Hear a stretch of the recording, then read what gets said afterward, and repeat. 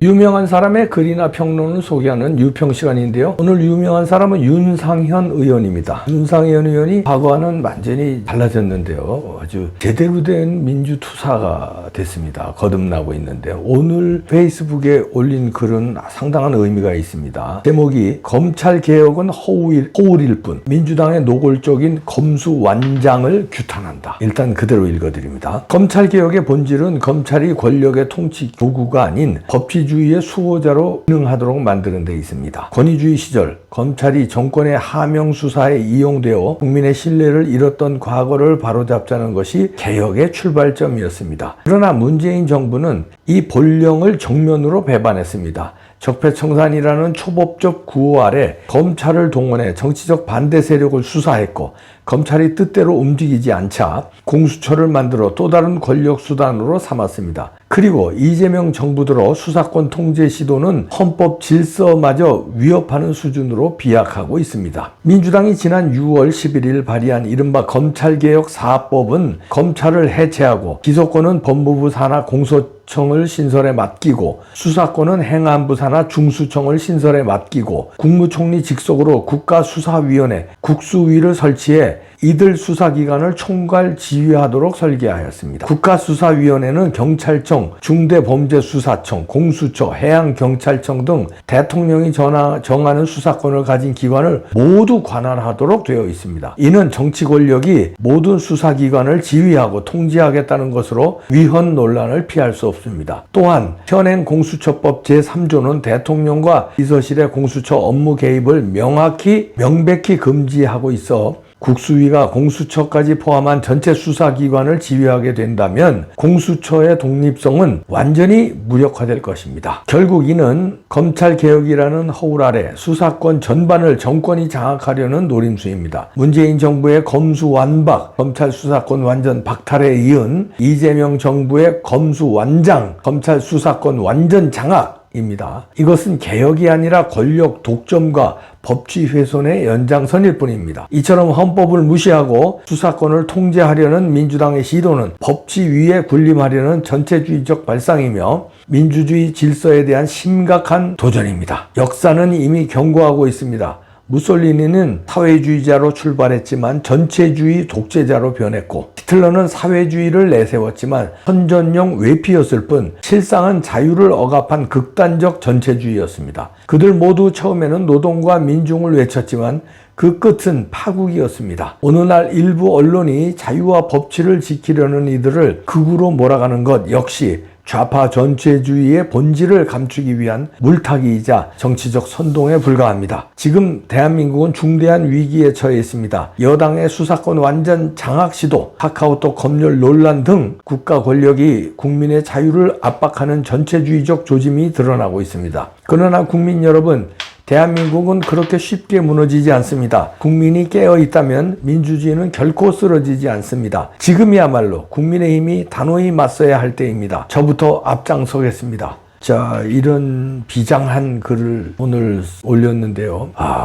윤상현 의원이 윤석열 대통령의 그 계엄 이후로 사람이 완전히 달라졌어요. 그전에는 뭐라 그럴까. 저는 개인적으로 굉장히 친합니다. 형, 동생하고 친한데, 같은 동문이기도 하고요. 그럼에도 불구하고 제가 가끔 칭찬도 하지만 가끔 비판도 했어요. 왜냐하면 참 똑똑하고, 그 다음에 이 전략적 사고가 얘기해본 사람들은 압니다. 전략적 사고가 탁월해요. 그런데 그렇게 비상한 사람이 왜 가끔 가다가 좀 비겁하든지 가끔 가다가 조금 잘못된 판단을 할까 하고 제가 비판한 적이 몇 번 있습니다. 예를 들어서 이준석을 끌어안아야 된다는 거, 플러스 정치를 해야 된다는 거, 그때도 제가 비판했죠. 암덩어리는 플러스를 하면 오히려 마이너스다. 암덩어리는 제거를 해야 플러스 정치가 되는 거다. 이준석이는 암덩어리다, 독이다. 독을 어떻게 플러스 하자고 그러냐. 그리고 제가 비판하고 그랬는데, 그리고 그 전에 이제 몇 년 전입니다만 부정선거에 미온적인 입장을 취할 때 똑똑한 사람인데 간파를 다 했을 텐데 왜 부정선거에 안 나오느냐 이렇게 비판한 적도 있습니다. 그건 몇 년 전이에요 다. 그런데 윤석열 대통령 이재명 계엄하고는 이제 본질을 안 것 같아요.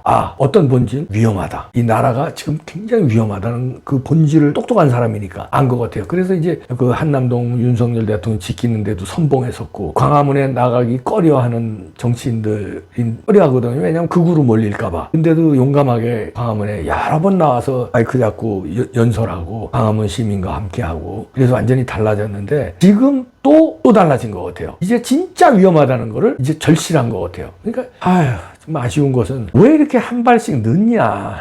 나 미치겠다. 이걸 한 발씩 앞에서 선제적으로, 다시 말해서 민주당이 과반 이상 압도적인 다수당이 안 되게끔 선제적으로 4.15 총선 때 부정선거를 들고 나왔으면 민주당이 지금 이렇게 압도적인 다수당이 돼서 횡포를 부렸을까요? 4.15 총선 부정선거 증거들이 그렇게 나왔을 때 그때 싸웠으면 4.10 총선 안 당했죠. 그때 싸우지 않았기 때문에 국민들은 싸웠어요. 국민의 힘, 정치인들이 안 싸웠지. 그 바람에 땅 짓고 헤엄치기 또 부정선거 저질러서 4.10에서 더 압도적으로 이겨버렸잖아. 그러니까 어떻게 해? 이재명 방탄하고 검수완박이 아니라 검수완장을 하고 이런데 막질 못한 거 아니에요. 그러다 보니까 지금 위험하다 이러고 윤상현 의원이 나온 거예요. 그래도 다른 사람보다 훨씬 올바르죠. 지금이라도 이렇게 위험하다고 느끼고 규탄하고 나서고 자기가 앞장서겠다고 국민의힘이 단호히 맞서서 이 무도한 정권과 싸워야 된다, 무도한 민주당과 싸워야 된다 이렇게 나선 건 늦었지만, 그래도 윤상현 의원이 그래도 국민의힘에서는 지금 봐서 독보적입니다. 안 보여요. 그렇게 싸우는 사람이. 나경원 의원 정도 좀 보이고, 김민전 의원도 쑥 들어갔어요. 요즘에 안 보여요. 그런데 조금 선제적으로 했으면 더 좋았지 않느냐 이거죠. 4.15 총선 때 부정선거를 선제적으로 하든지, 아니면 당한 다음에 4.15 총선 부정선거 당한 다음에 부정선거를 싸웠으면 4.10에 안 당했고 4.10에 안 당했으면 지금의 이런 검수완장 꿈도 못 꿀 거 아니에요. 지금 자기들이 압도적인 의석을 차지하고 있기 때문에 이런 횡포를 부리는 거 아닙니까? 그리고 이재명을 대통령으로 만드는 거 아닙니까? 갖은 방탄을 해서. 그리고 사법부를 무력화시키는 거 아닙니까? 힘으로, 의회의 힘으로. 근데 의회의 힘이 어디서 난 거야? 가짜 아니에요. 왜 가짜를 가짜라고 말을 못해? 홍길동일 왜 아버지라고 말을 못해? 가짜는 가짜잖아요. 지금이라도 부정선거와 싸우는 게 외통수예요. 다른 걸로 이 세력을 감당할 수 있을 것 같아요? 감당 못해. 어떻게 감당을 해? 윤상현 의원은 참 고분분투하는 거 눈물 나는 노력이지만, 윤상현 의원이 이런다고 감당할 수 있을 것 같아요? 저들을? 저 압도적인 국회 힘을? 윤상현 의원 혼자 날친다고 어떻게 감당을 해? 국민들 짱돌 하나 안 들고 있는데 어떻게 감당을 해? 대학생들 화염병 하나 안 들고 있는데 어떻게 감당을 해? 감당 못해요. 감당하는 건 딱 하나야. 부정선거 파헤치는 거. 왜? 부정선거 파헤치면 선거 다시 해야 되잖아요. 선거 무효되잖아. 그럼 압도적인 국회의 그 힘, 압도적인 민주당의 힘이 무력화되는 거 아니야. 그게 핵심이에요. 그게 외통수야. 그 길밖에 없어. 나머지로 감당이 안 된다니까. 그나마 윤상현 의원의 눈물겨운 분투는 박수칩니다.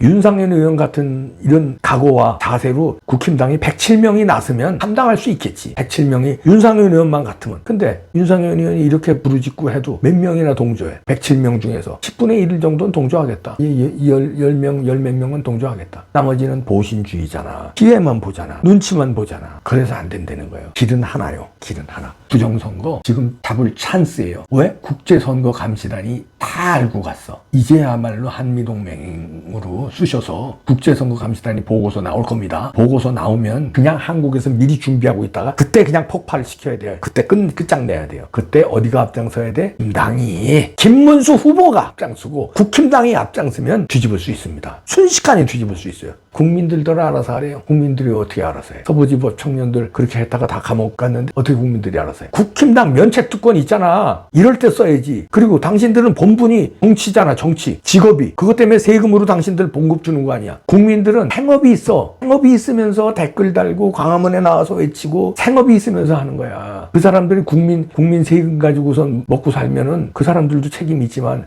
누가 1차적인 책임이 있어? 국회의원들이잖아. 그리고 보좌진들. 당신들이 1차적 책임이야. 당신들이 무능했기 때문에, 당신들이 비겁했기 때문에 이 나라 이 꼴이 된 거야. 지금이라도 마음 고쳐먹고 윤상현 의원처럼 고쳐먹고 일사불란하게 107명이 부정선거와의 싸움에 나서면 미국에서 인천 상륙작전 합니다. 선거감시단이 보고서 나와요. 인천 상륙작전 할 때 그냥 합세해서 끝장내야 돼. 그래서 선거 다시 해야 돼. 다시 하면 민주당을 압승 만들어줄까? 부정선거 없는 세상 돼야 될 거 아니야. 지금이야말로 국민의힘이 단호히 맞서야 할 때입니다. 저부터 앞장서겠습니다의 윤상현 의원의 마지막 문장 훌륭합니다. 그런데 거기에 한 단어만 붙여주십시오. 부정선거. 지금이야말로 부정선거에 국민의힘이 단호히 맞서야 할 때입니다. 저부터 앞장서겠습니다. 단어 하나만 붙여주세요. 그게 외통수입니다.